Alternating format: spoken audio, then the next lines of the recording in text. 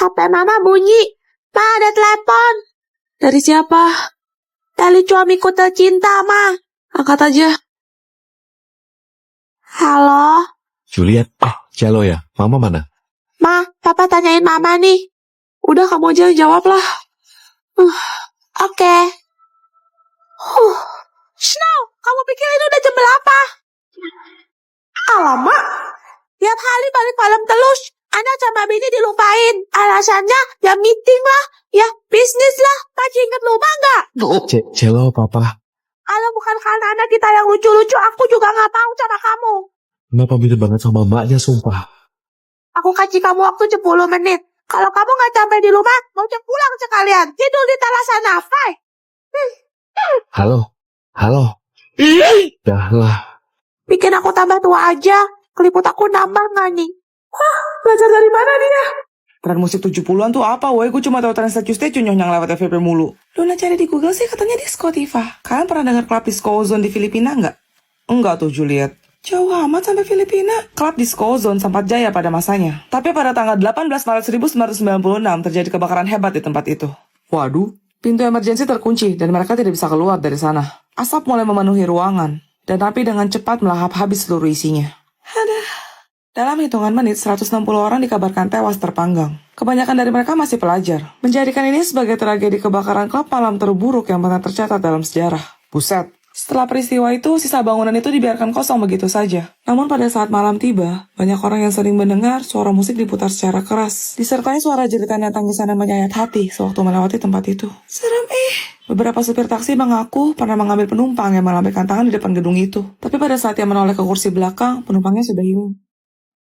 Merinding, woy. Bahkan ada yang bilang mereka melihat banyak bayangan orang yang sedang menari, terpantul melalui kaca jendela bangunan itu yang sudah rusak. Serius? Masyarakat percaya bahwa orang mereka yang tidak tenang terjebak dalam gedung itu, dan mereka terus berpesta di sana selamanya. Hah?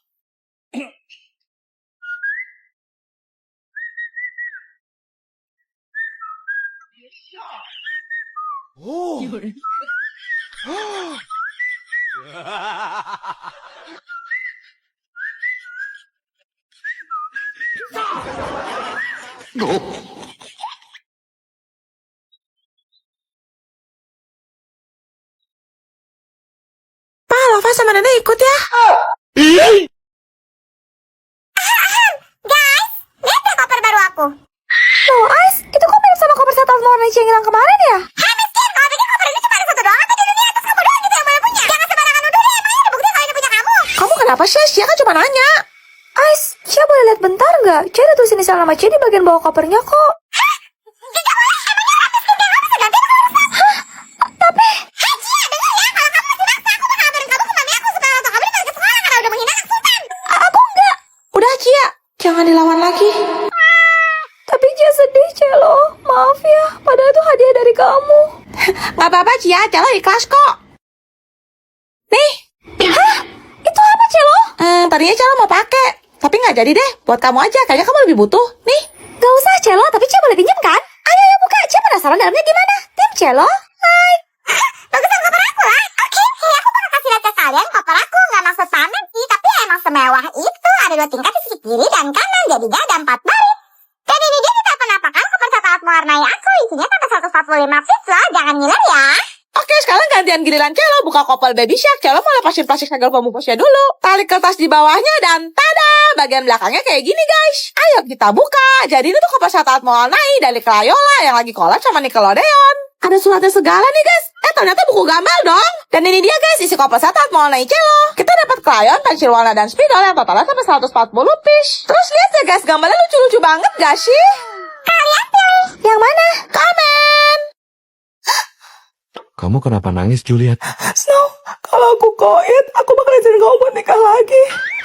Entah sinetron drama Cina apa lagi yang dia tonton kali ini. Kenapa kamu malah diem aja? Jawab dong. Jebakan Snow, fix ini jebakan, jangan terpengaruh. Enggak, Juliet. Aku nggak akan nikah lagi. Kamu satu-satunya cewek dalam hidup aku. Mantap, Pong, terus Gan. Catat dulu di buku dosa. Aku mau kamu bahagia, Snow. Aku mau ada cewek bisa gantiin posisi aku buat melayani kamu dan merawat anak-anak kita. Mereka butuh sosok ibu, Snow. No, jangan kepancing, Snow. Makasih ya, kamu baik banget. Tapi Snow, kau bakal jadi duda selamanya. Emangnya kau mau jadi jomblo abadi? Ya Juliet, aku nggak akan nikah lagi. Kalau pacaran lagi?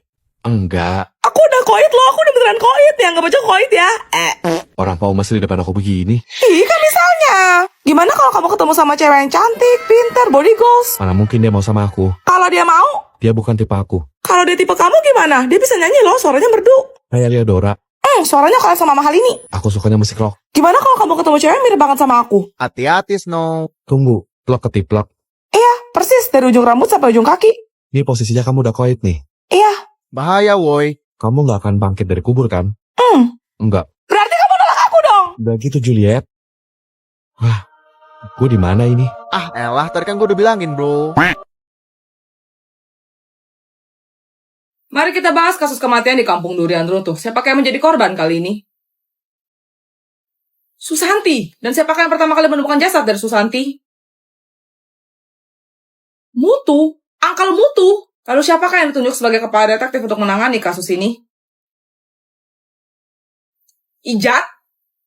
Waduh, kok nggak meyakinkan ya? Dan siapakah orang terakhir yang terlihat bersama Susanti?